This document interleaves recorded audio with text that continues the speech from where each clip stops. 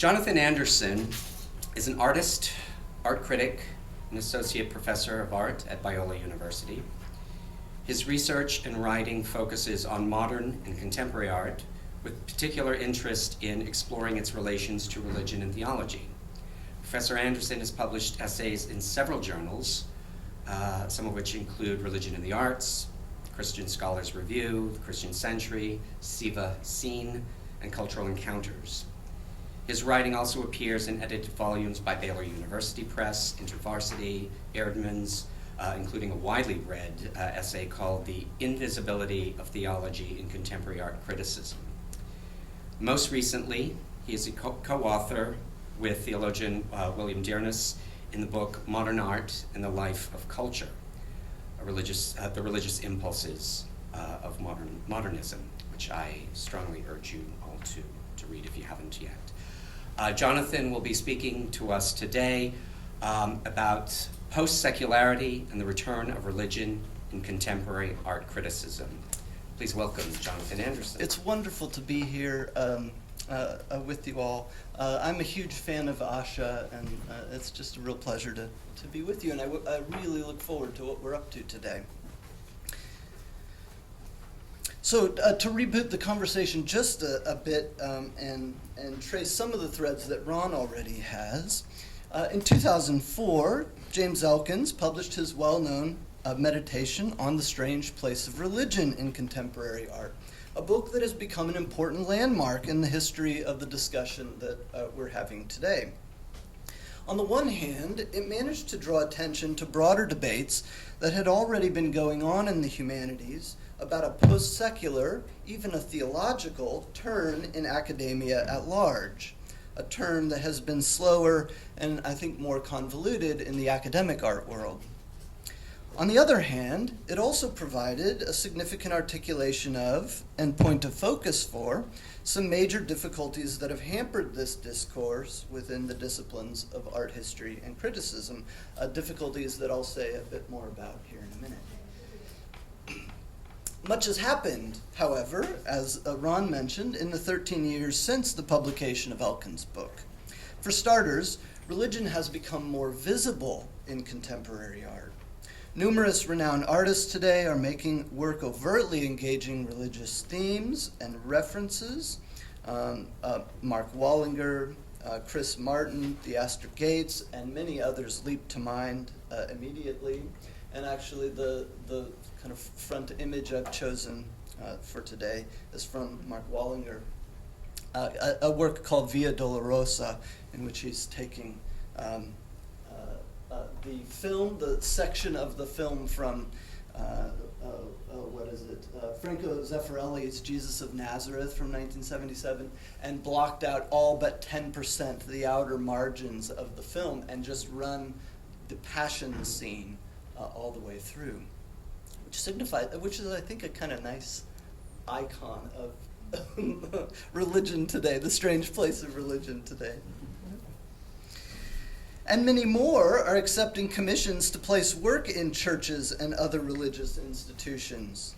Bill Viola, Tracy Emin, Anish Kapoor, Anthony Gormley, Zhu Bing, and many more leap immediately to mind.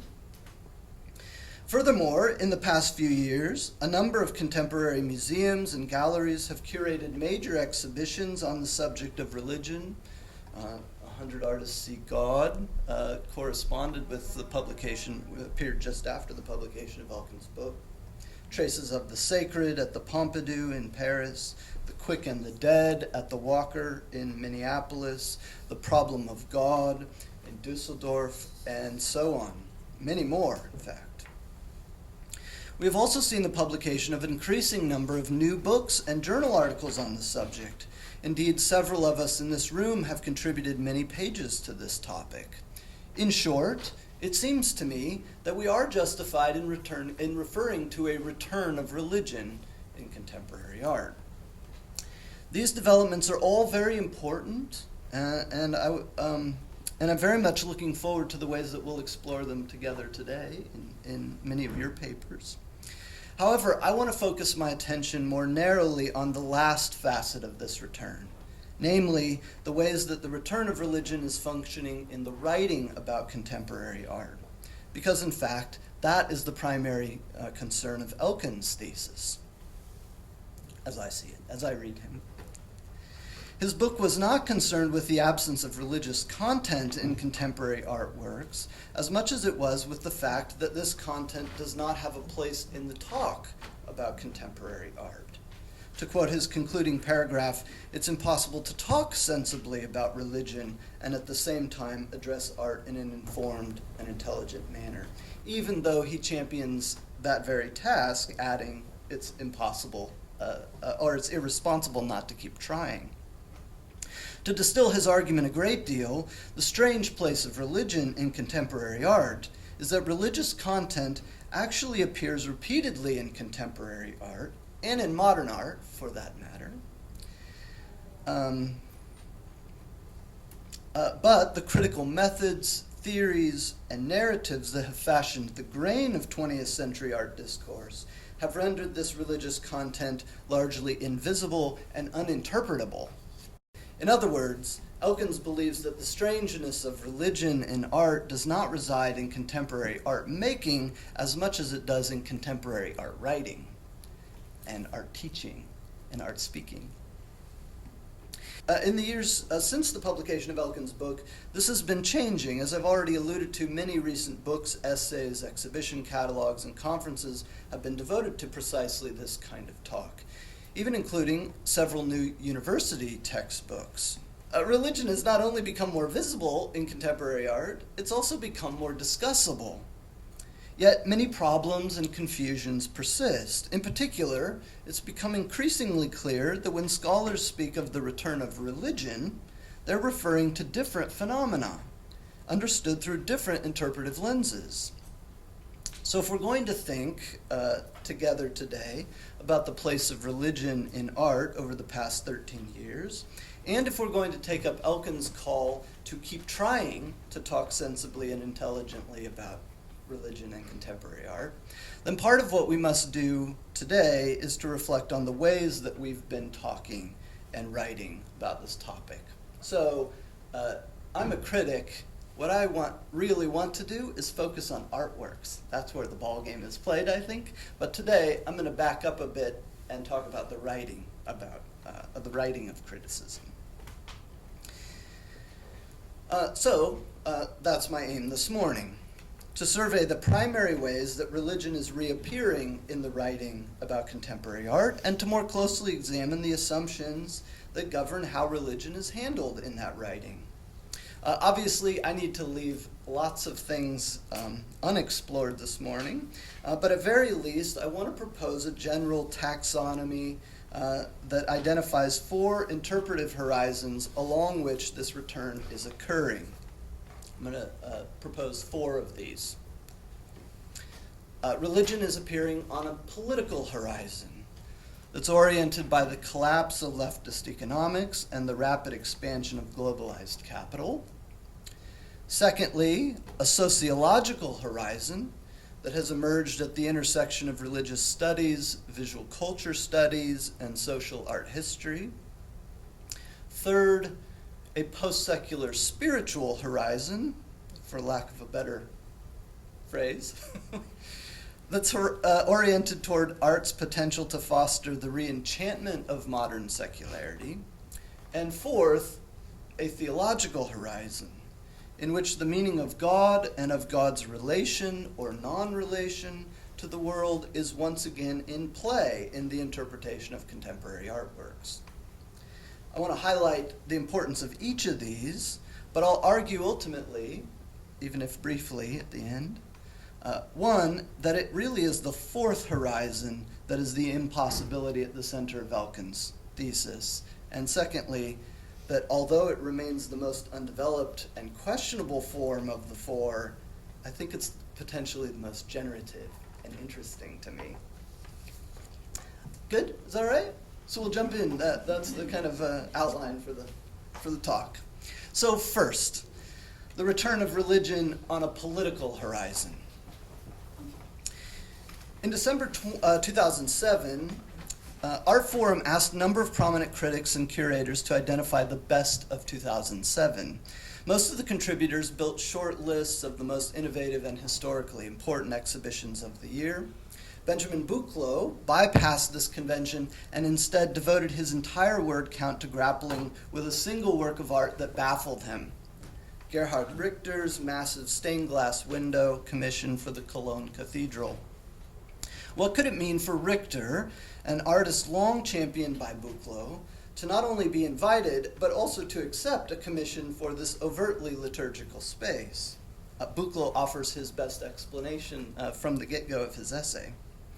And this is quoting Buchloh, "Under present circumstances, it could only be expected that serious professional artists, progressive or conservative, would become increasingly desperate to find alternative institutional and discursive spaces to shelter their work from the violent impact of three forces that have dramatically altered every facet and fraction of artistic practice in the past 10 years.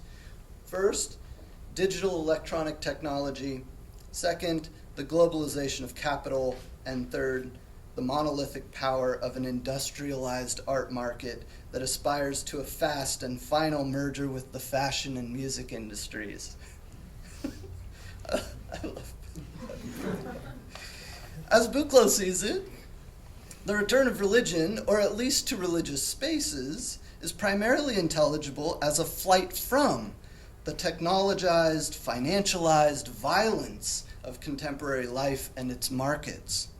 In other words, the return of artists like Richter to religious contexts, even to religious subject matter, might have nothing to do with the spiritual or theological content of the religion in question, but is rather a tactical move to achieve some kind of political shelter in the face of capital's ability to subsume seemingly everything or anything. This strikes me as a fairly unlikely explanation for Richter's work. I mean, is Richter, of all people, really seeking shelter from the industrialized art market? But as a critical gesture, it helpfully reveals that for Buchloh, the whole enterprise, including both art and religion, is only politics all the way down. I think that's not an unfair characterization of Buchloh's position. The German critic Boris Groys takes a similar position, but with more openness to the constructive potential of religion. In a 2009 published symposium titled "The Return of Religion and Other Myths," Groys states it this way, quote, "It clearly is the return of religion that we are witnessing. Not faith, not belief, but religion. Religion as a certain type of organization of society and social practice that came after we lost the secular modes of social organization. Increasingly, religion covers everything that is generally regarded as belonging to non-market, non-commercial fields of practice. Charity, some aspects of education, ethics, etc., but also self-sacrifice in the name of higher values, the struggle for a new world order, and the struggle for universal peace," end quote. And he goes on, I'm quoting him, "If you don't believe in the secular promise of consumption, you have to establish another sort of regime, an ascetic regime, if you will, based predominantly on spiritual values, returning to religion as a space in which to articulate your own desires. At present, the West has no competitive secular ideology at its disposal," end quote. Following the collapse of Marxist dialectics, therefore, the return of religion might be a form of political resistance more than anything. I would also put the American art historian Donald Preziosi in this category, though with a different spin. In his 2014 book, Art, Religion, Amnesia, Preziosi argues that art and religion are fundamentally interdependent and mutually defining as facets and products of a common underlying philosophical problem, namely the problem of representation as such. That initially sounds like a philosophical problem, but for Preziosi it is in fact trenchantly political. He sees both art and religion as epistemological technologies designed to answer, quote, the same question of the ethics of the practice of the self, of how self-other relations are to be coordinated and controlled and disciplined. The form of representation that Preziosi is most concerned with, the form by which self-other relations are most powerfully controlled, coordinated, controlled, or disciplined, is the representational logic that underwrites capitalism. Currency as representation. In his view, quote, the history of art, and I think given his earlier definition, he would add the history of religion, is the history of capital. End of story, end of history, end quote. Which, if you read Preziosi, there are lots of parenthetical words and punctuation and so forth in there. In other words, for critics like Buchloh, Greuss, and Preziosi, the return of religion exists entirely on a political axis of meaning. Art criticism operating along this horizon has been, I think, very valuable in its critique of power, but to borrow a phrase from Max Weber, it tends to be thoroughly religiously unmusical, as I see it. Secondly, the return of religion on a sociological horizon. In the scholarly art world, I think the most significant return of religion to the writing about modern and contemporary art has occurred among art historians who have turned their attention toward the formative power of religious visual culture and material religion, as it has formed and shaped the structure and direction of 20th century art. Scholars such as Sally Promy, David Morgan, S. Brent Plate, and many others have argued that the available constructions of social art history, as advocated by T.J. Clark or Benjamin Buchloh, for instance, have been truncated by their reduction, or more often total exclusion, of religion from the study of artworks produced and or interpreted in social contexts that have been deeply shaped by religious beliefs, practices, and histories. Clark famously argued that the aim of social art history is a careful analysis of, quote, the complex relation of the artist to the total historical situation, and in particular to the traditions of representation available to him, end quote. How then, many scholars are now asking, could we exclude religious and theological traditions from any account of any total historical situation? The rather modest contention, I think, of visual culture scholars is that religion plays a profoundly formative role in the ways that objects and images are meaningful in any given society, which must be accounted for in any sufficiently thick interpretation of an artwork's social functions and meanings. In an apparent nod to T.J. Clark, Sally Promy thus characterizes the return of religion to the study of visual culture as, quote, an effort to recuperate a closer approximation to the historical whole, to include within scholarly purview the full range of practices that make images work, end quote. There's some books in the realm of material religion and visual culture. And to swap out one of those, another variation of criticism on this horizon comes from Eleanor Hartney. While visual culture scholars highlight the importance of religion in the popular social imagination, Hartney's more specifically interested in how an artist's religious upbringing might shape his or her visual imagination. Hartney recounts that around 1990, she began to notice that every artist who got into trouble with the religious right came from a Catholic background. Though Hartney rejected her own Catholic upbringing in early adulthood, she, quote, began to realize that, in fact, it had really quite an important formative impact on me, end quote. An impact that she suspected was shared by artists involved in those controversies. Drawing upon the writing of Catholic sociologist Andrew Greeley, Hartney postulated that there's a discernible Catholic imagination evident in the works of many contemporary artists, whether or not they've remained in the faith. Here she makes an important clarification, quoting Hartney. One of the things that's important in thinking about such a thing as a Catholic imagination or a Protestant imagination or a Jewish imagination is that we are not talking about church doctrine or even about people who in their adult lives have a firm belief and devotedly practice their religion. Instead, what interests me is the way in which someone who's raised Catholic or in a very Catholic milieu gets imprinted with this view of the world, so that no matter what happens, it becomes a very important part of how they think about reality, end quote. All of these approaches, as I take it, have been very productive, enabling us to see both religion and art as thick practices that are already situated along many of the same material, historical, and social interpretive axes. However, we must also note the limited scope of this sociological horizon.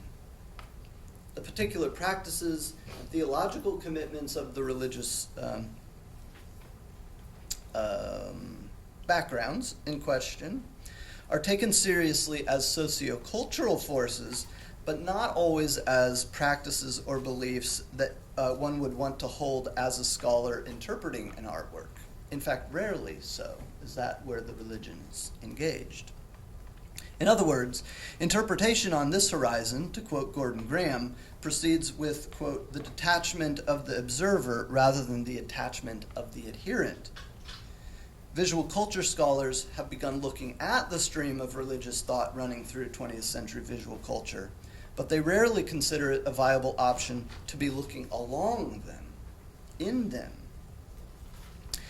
As curator Harry Philbrick admits, when religion is broached, it's within some other critical context. Heaven as a sociological construct, Mary as a gender symbol, Jewishness as a cultural condition, and so on. Third, the return of religion on a post-secular spiritual horizon. In practice, the previous two categories can operate entirely within what Charles Taylor calls a closed immanent frame, in the sense that there's no need to postulate any transcendent frame of reference in considering religion along these two lines. There's no need to see it as more than a political reality or a sociological reality. However, an increasing number of critics are beginning to question whether there's something deeper at stake in the interface between contemporary art and religion, and whether religious grammars and conceptualities might in fact call for a reworking of one's interpretive methods, the ability to look along the streams of religious influence and religious thought. Harry Philbrick, to quote him again, provides one point of entry for this possibility. Quote, every artist I've met intends to supply that very thing which the religious believer is seeking, namely, some way to explain the mystery of existence. For many involved with art, myself included, art is a kind of replacement for religion, a way to embrace a higher sense of purpose and an attempt to resolve the enigma of what comes before death, or before birth, after death, and what transpires in between, end quote. This way of talking about artists, however, prompts questions about critical method. First, to what extent is a critic accountable for engaging these artists' work at that level? Namely, at the level of a higher sense of purpose being at stake in their work. And second, can or does the critic herself, regardless of an artist's expressed intentions, also write from a position analogous to Philbrick's description of the artist, engaging artworks as a means of seeking some way to explain the mystery of existence? In other words, beyond interrogating the political, material, or social contours of religious influence, is there a spirituality, even a residual sense of God that needs to be vocalized in the writing of art criticism today? The broadest and perhaps most common umbrella under which such a discussion has been operating is the discourse of re-enchantment. This phrase serves to loosely incorporate several threads of thought that each acknowledge Weber's famous thesis that modernization simply entails a disenchantment of the world, while at the same time seeking to offset the effects of disenchantment or to move beyond it or outside of it. In the context of the arts, reenchantment has become a spacious umbrella term for talking about anything having to do with the spiritual. An early formulation prior to Elkin's book is Susie Gablick's 1991 book, The Reenchantment of Art, in which she urges, quote, that we cannot heal the mess we've made of the world without undergoing some kind of spiritual healing, end quote, a healing that she believes art is particularly well suited to facilitate. There is, she argues, quote, a loss of a mythic, transpersonal ground of meaning in the way our particular culture transmits itself. It is the spirit or binding power holding everything together, the pattern connecting and giving significance to the whole that is lacking in the underlying picture of the world that we have, end quote.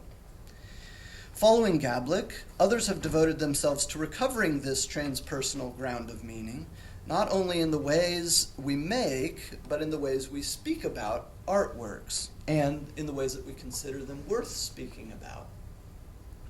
In the years since Elkin's book, the language of reenchantment has become simultaneously more philosophically rigorous and also more diffuse and chaotic, I think. Several scholars, many who still self-identify as secularist, are voicing their, quote, disenchantment with modern disenchantment, and are beginning to conduct their scholarship from this position of double negation, or as Charles Taylor calls it, Mark C. Taylor, denegation, exploring art's potential to foster wonder and spiritual meaning.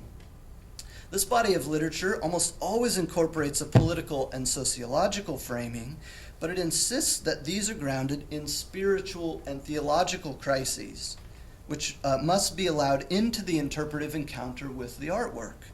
In his book, Arts of Wonder, Jeffrey Koski argues precisely along these lines, quote, in denying themselves recourse to religious vocabulary or theological conceptuality, modern art critics give up what would be most advantageous to a profound encounter with the works in question.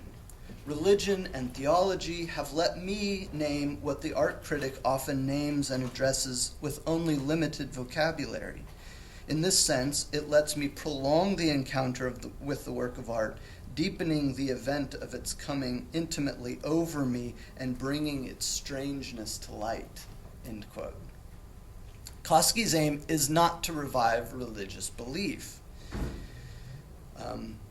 but to, quote, break the necessary connection between secularity and disenchantment. That's his goal. Ultimately, for the sake of cultivating a future, this is quoting again, a future for a more appealing secularity, one full of charm, end quote. As he sees it, the reigning narratives of art cannot sustain their value without recourse to the deep wells and deep vocabularies of religious tradition, whether or not those traditions name God in the same way that he would want to, or whether they name God at all. Well, they do name God. I don't know that he would want to name God. Koski attempts to demonstrate this through several close readings of particular artists, Walter de Maria, Diller Scofidio, James Turrell, and Andrew Goldsworthy. There are several other scholars who could be included here: Lynn Gamwell, Mark C. Taylor, Camille Paglia, Yungu Yoon, Charlene Spretnak, and so forth. Common to all of them, to borrow a line from Lynn Gamwell, is an interest in, quote, the reformulation of theological questions in secular terms, end quote. I think there's much to like about the scholarship of reenchantment, but its reformulation of theological questions along secular terms tends to create idiosyncratic and privatized terminologies that are often more confusing than illuminating, I think. And I could quote some examples for that, but I'm going to move over it briefly or quickly. Simon Critchley provides, I think, the strongest summary of criticism on this horizon when he characterizes contemporary art as a faith-based discourse that combines an uneasy godlessness with a religious memory. the entire discourse is intentionally unmoored from and accountable to any particular theological tradition, even as it seeks to appropriate its languages. The problem is that re-enchantment criticism does not attain any particular interpretive grasp on actual artworks until it gets religiously specific, I think, or more to the point, theologically specific, rooted in and accountable to some extent, a particular theological framework, grammar, and history. And that brings me to my fourth horizon, the return of religion on a theological horizon. While the art critical discourse has gradually opened itself to religious dialogue over the past 2 decades, especially through cultural studies and the language of re-enchantment, the theological discourses in a variety of religious communities have also opened themselves to a more generative engagement with contemporary art. Among Christian academics, the past 3 decades have seen a significant increase in scholarship devoted to theological aesthetics, visual theology, and so on. Much of this has been directed toward developing general theologies of art and has thus remained largely intramural, located within the theological discourse of the seminary and or the church, at any rate not in the domains of art criticism. However, over the past decade or so, a growing number of art historians and critics have been exploring ways in which theological reflection might grow from within the grammars, histories, and concerns of contemporary art criticism. In other words, there's a fourth horizon of the return of religion that's emerging among art critics for whom theology, rather than theologians, or theologically minded art critics, however you want to put that together. But it's emerging among art critics for whom theology is not an object of study, nor an applied science of sorts, as much as it is an orienting series of concerns within one's critical method, generating a form of theology that's perhaps more indigenous to the art museum than to the seminary. And it's this latter work that I'm interested in exploring here briefly, and probably running over time but one of the leaders in this discussion has been Dan Seidel. For him, art criticism must arise first and foremost from particular encounters with particular artworks. He writes, quote, "The challenge of talking about a painting then is," and this is quoting from a second book, Who's Afraid of Modern Art? Quote, "The challenge of talking about a painting then is to maintain through words the integrity of the distinctive aesthetic experience that it can offer visually. To use those words and sentences not to explain, interpret, judge, or otherwise reduce, but to expand the experiential space that allows the painting to address the viewer." End quote. For Seidel, both this reciprocal address between the artwork and the viewer and the phenomenological space in which it occurs are in themselves always already profoundly theological for Seidel. So it's the address and the experiential space opened up is where he thinks the theology happens. On the one hand, Seidel believes that the particular temporal distance generated between my particular self and a particular artwork is intrinsically theological to the extent that it, quote, "exposes my ontological passivity," what Luther called the vita passiva, in which I stand in the dative case, that is, in the case of being given, end quote. Seidel argues that this sense of receptivity and givenness is particularly strong in the experience of artworks that are specifically in artworks because there's an expectation of meaningful exchange in the space that exists between the world and me, a space of response and accountability. It's the expectation that the world is meaningful that he sees as ultimately grounded in theology. And it's precisely this ontologically and ethically charged space that activates, quote, "that theological reality in which you and I stand before the face of another, whether it's our neighbor, ourselves, or God." Allow me to quote him at a bit more length. Quote, "This distance creates, actualizes, makes present a complex relationship between the world, the viewer, and God, even if God is experienced as hidden or absent, as an echo, a haunting presence of judgment, guilt, or fear. To experience a painting is to be addressed by it, to be responsive to what it says, and following Rilke, to be claimed by it. You must change your life," proclaims the broken torso of Apollo in Rilke's famous poem. This distance is theological.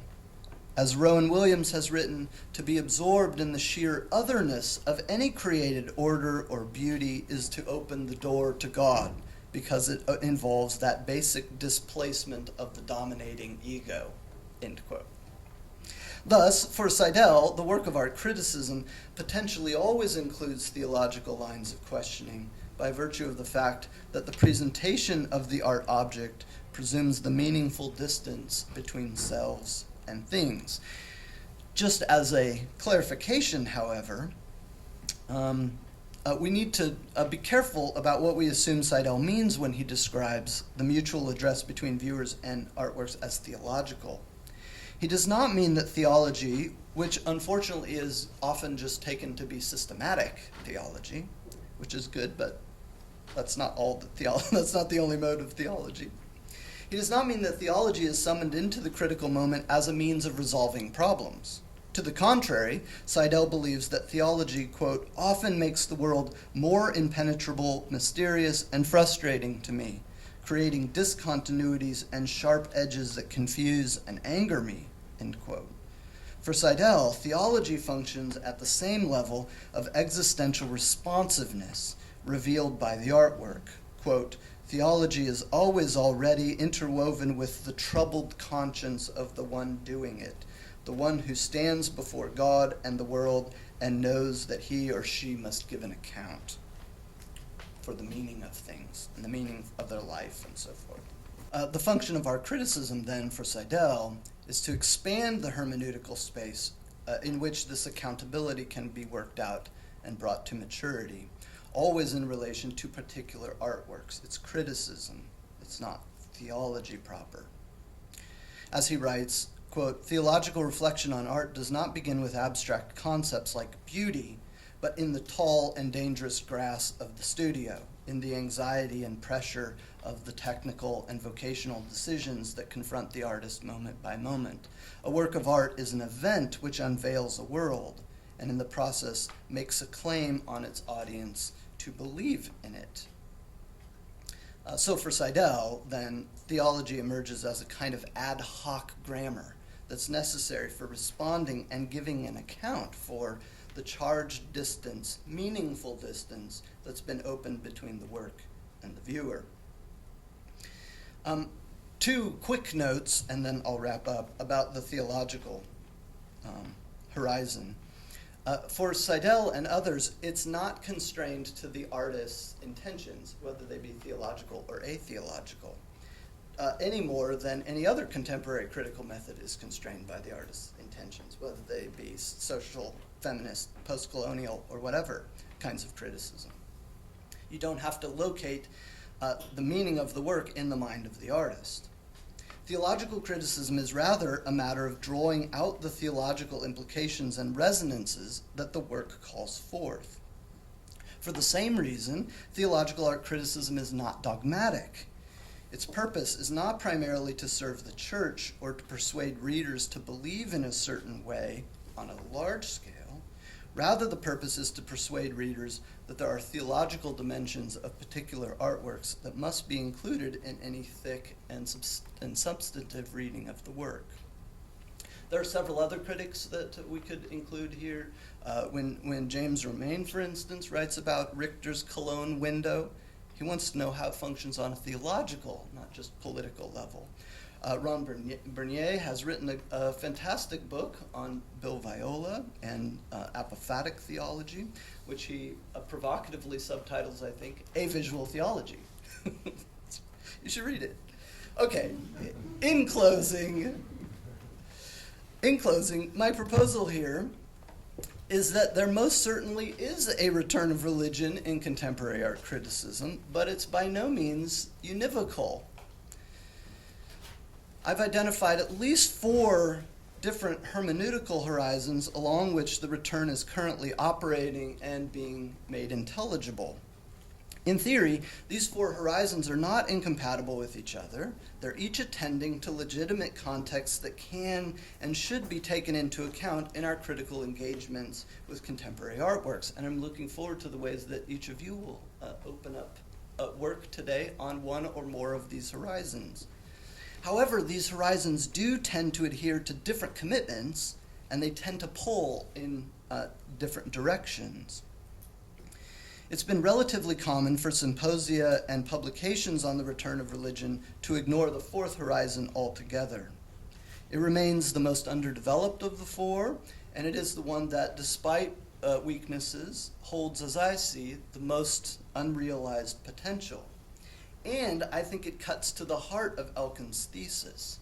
Ultimately, what is uninterpretable for Elkins, and maybe the contemporary art world more generally, what's uninterpretable is not religion. As a social phenomenon, it's perfectly interpretable. What remains largely uninterpretable is the theological meanings of contemporary art, the question of God in relation to the political, social, and spiritual structures of art. God or not God, just the open question of God makes it a theological horizon, I think. Art is an extremely thick cultural activity that operates across multiple dimensions of human life in its many piled up structures of inference and implication, to borrow a phrase from Clifford Geertz. And those structures are at some deep level not only religious in the first 3 uses of the term, but are theological, a horizon of meaning that deserves a place in thick descriptions of contemporary art, even if that meaning remains and still remains in a very strange place indeed. Thank you.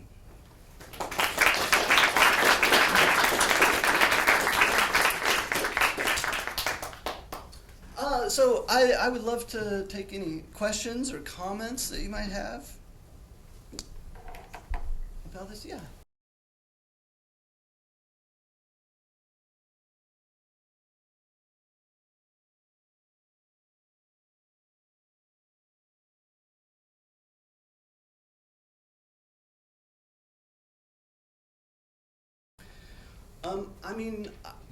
I really think that theological critics, if that's the right term for it, we'll use that term, theological art critics, I think they can take a lot of notes from the development of feminist criticism and Marxist criticism and post-colonial criticism and so forth. Those are rigorous academic disciplines, as is theology. And in the development of feminist criticism, for instance, or Marxist criticism, in the development, they were accountable to multiple bodies of literature. Marxist theory on the one hand, and economics, and art making. And those are indisputably critical, respected critical methods. And I don't see why a theological method would be any different, really. I mean, it's got different points of orientation, but I don't see why it would be any more of a projection on the work or a sloppy kind of privatized experience of the work any more than a feminist criticism would be. I don't know, what do you think about that? What do you think about that? So I guess to answer your question more directly, how do we make it more academically rigorous? Critics part of the problem is that most critics, and I think many people working in the art world just don't know theology. They don't read good theology, so theology is this kind of Sunday school version that's really dumb and disappointing. And so when we do criticism that's referencing theology, the kind of association is a sort of Sunday school or a kind of maybe, I don't know, politically activist religious right. Like that's the sort of assumption. And I guess critics who are interested in this horizon need to be reading better theology and writing better criticism. I guess that's the only way forward. But I don't see any reason why intrinsically it should be a problem, other than that it's a hell of a lot of work, right? But in the same way that T.J. Clark, I mean, if you read T.J. Clark, the guy just moves across so many disciplines with precision and with extraordinary depth, and it is always grounded in a reading of the work itself. He's just marvelous. I would really love to see a theological T.J. Clark, I guess is what I'm calling for, asking for. They would have that every bit as much of academic rigor and attention to the work as someone like Clark. Is that okay? It's perfect. Okay, all right, good, yeah.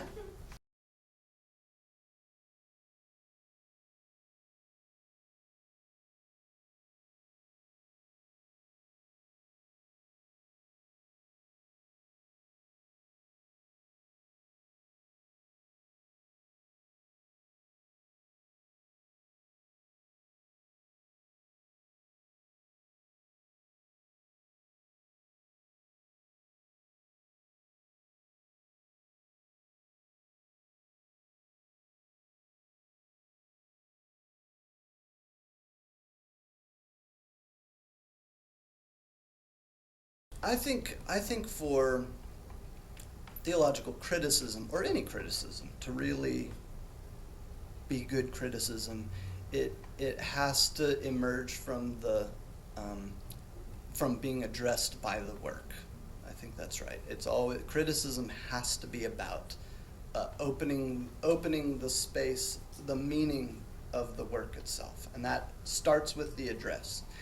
But in some ways, that space only opens and the address only becomes thick and meaningful by way of what we know, what we're bringing to the Right. work, our own sensitivities. So, for instance, I referenced T.J. Clark. I mean, he just sees things in artworks that I hadn't seen before reading his text. And once he says it, I'm like, oh, that's a fantastic reading of that work. But I wouldn't have seen it. I hadn't seen it. And that is because the guy just knows. He knows French history, or whatever he might be talking about. He just knows French history and French politics in a way that I don't, and he sees more. So I think I kind of want to play both sides of the court, if I can, and say it has to emerge from the address of the work, or it has to be located in the address of the work, but one has to be prepared, or how you're prepared for the work shapes what you see, what your sensitivities are.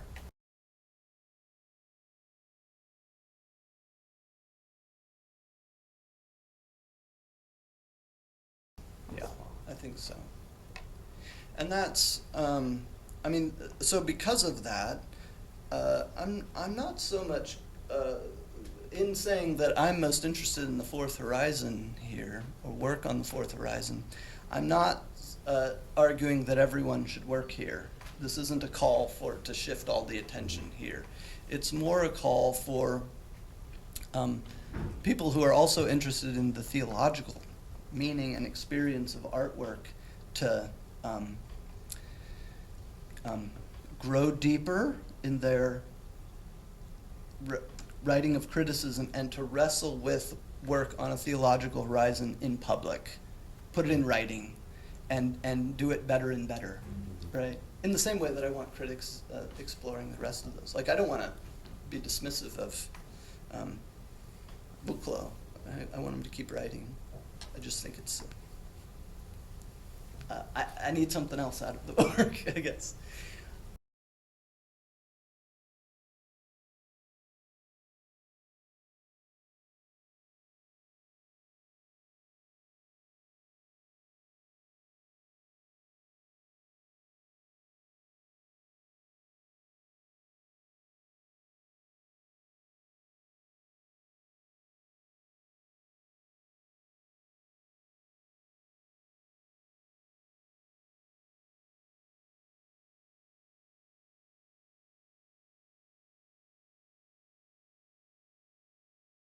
I think Buber is a great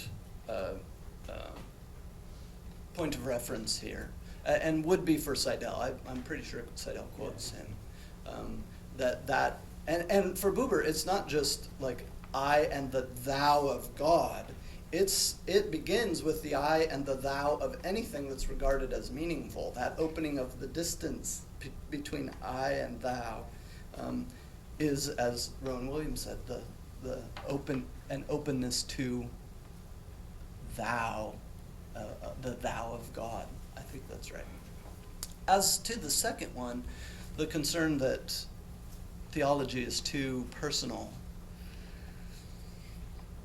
I mean, I guess I just don't see why. Well, for one, I think criticism has to be personal. It has to be personal in a kind of Kierkegaardian sense, that you're addressed, and the criticism doesn't get going until it is subjective, in the sense of being activating my subjectivity, my agency. It calls for responsiveness, and we can only respond as people, embodied and cultured people. So I want to affirm that side of it, but I don't know why that should be any more of a problem for theological criticism than it is for feminist criticism. And a similar argument could be made that feminist criticism is very personal in a way, but the personal is the political, or the personal is the public in a way. And I don't see why it would be any different than theology, or for theology. It's extremely personal, but it is public. None of us, once the question of God, or the absence of God, or whatever, however you want to frame that question, once the question of God is a live question, it's a public question. And it's a public question that in which artworks are engaging and should be engaged. Is that okay? Linda. Yes, I'm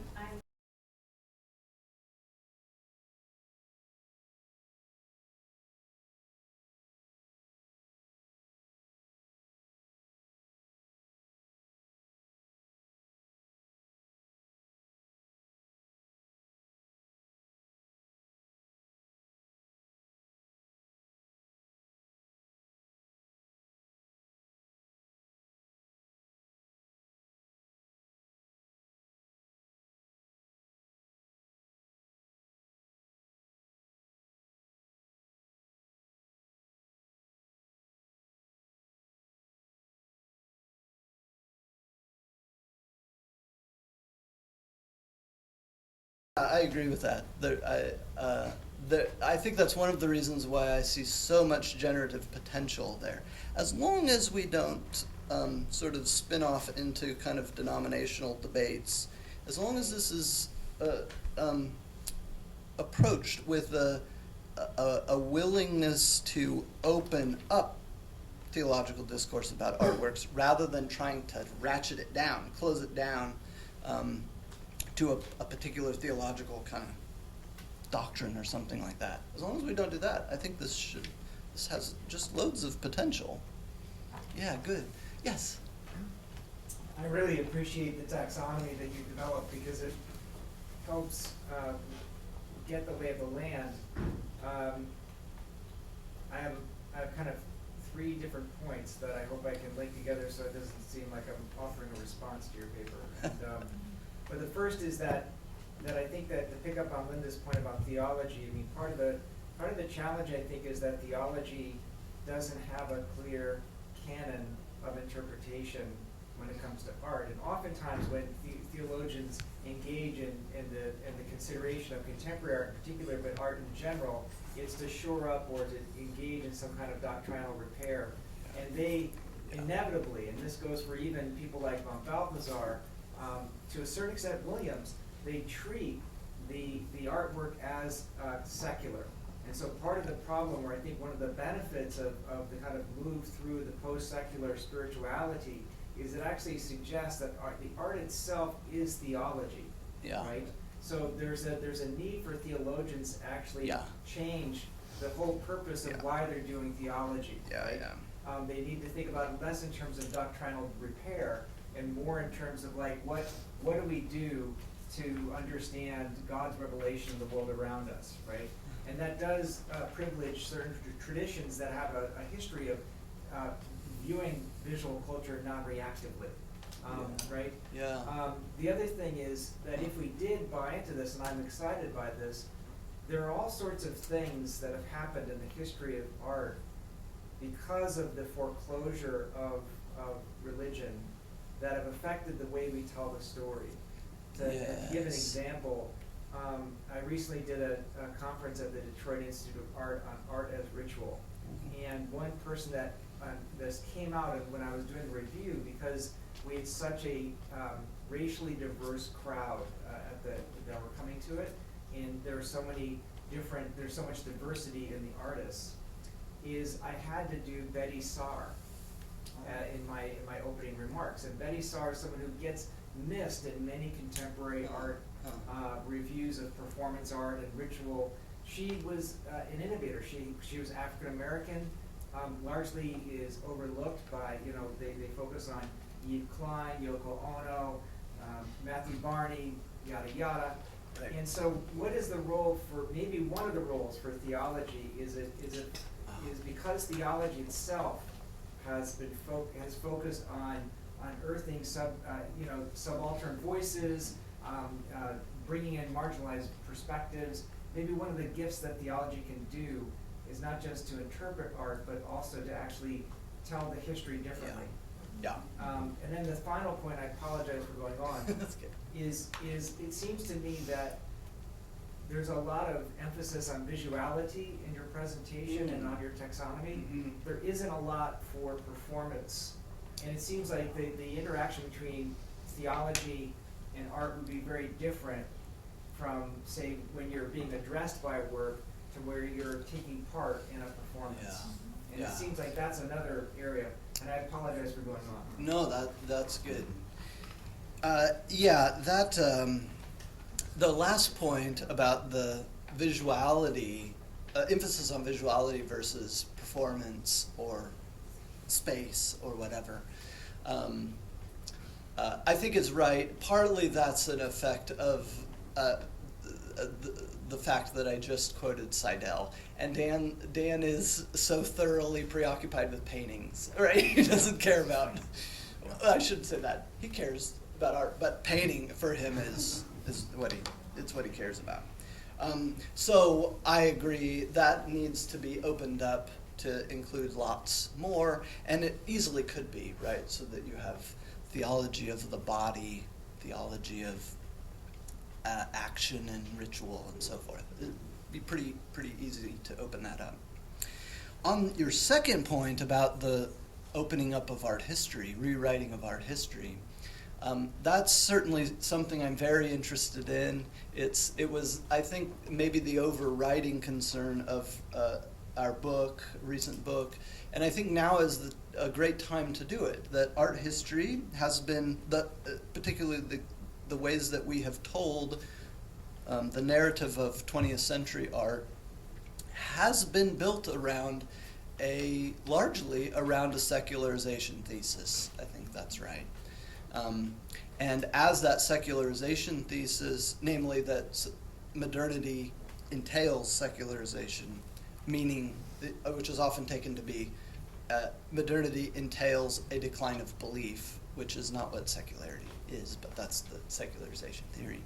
Once that comes under fire, then suddenly our 20th century art history narratives, the grain of art history, as Elkins refers to it, gets reopened for reevaluation. And I think one of the lines that, it's being reevaluated on all sorts of lines, high-low, male-female, there are all sorts of lines in which we're reevaluating the ways we've told 20th century art history, but one of those ways is theological.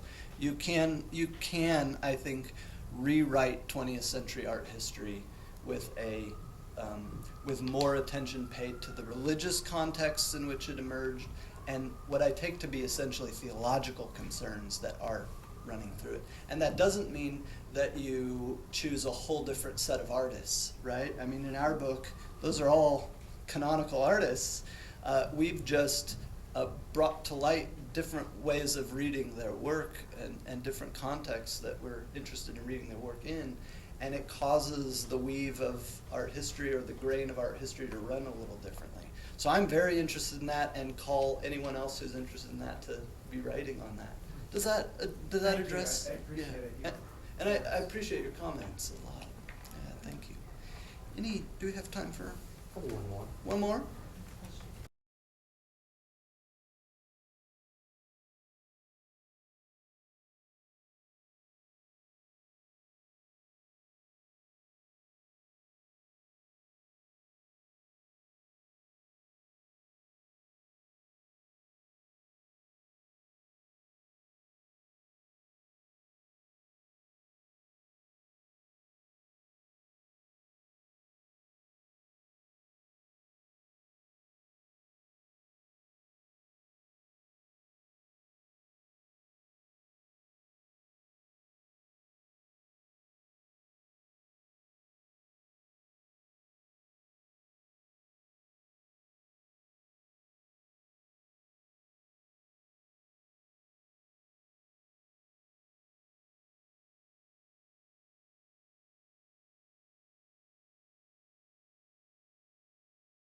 I don't know if I'll find the question, but I'll at least respond. Yeah, I mean, I have speculations about why theology has dropped out or been excluded, why someone doesn't ask, no one asks Tracy Emin about God, or why Buchloh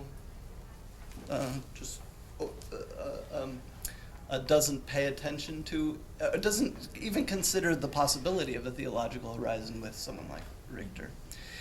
I have speculations about that, which in that essay, The Invisibility of Theology in Contemporary Art Criticism, I try to go some way toward answering that. Though it's, I'm fairly willing to kind of avoid answering the question of why.